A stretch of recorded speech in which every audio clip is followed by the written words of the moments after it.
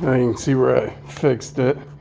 I haven't reinforced it yet or anything, but I want to get it stripped, work off the paint.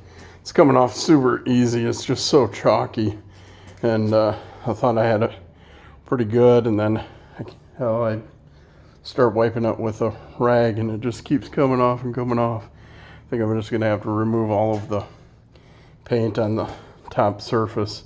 Years of sunshine and this thing is just taking its toll, and the clear coat, like I say, has been gone forever.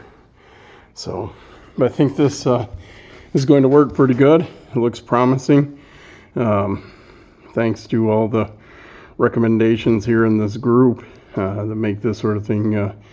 Gives me the courage to try it. Probably gives me a little tips and stuff, but I think I got it glued in place. I'm gonna go on the inside through there's a little hole. I'll stand it up for a second. Try not to break it. You see there's a little hole right there. You can see the break in there. I think I can run some little strips saturated with fiberglass resin, and run them in and put them on the back side of this. And then what I'll probably do is similar to, oh shoot, I'm sorry, I forgot your name that posted the nice pictures, but similar to what he had recommended, kind of feather it out and then lay some fiberglass, maybe a layer or two on top as well.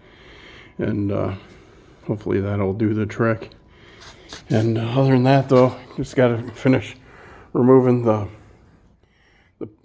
century-old paint, and get ready to put some primer on it.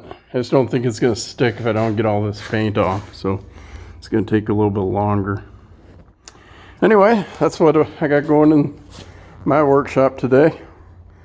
What do y'all got going in your workshops? Let's see those projects. Have a good weekend. Catch you later.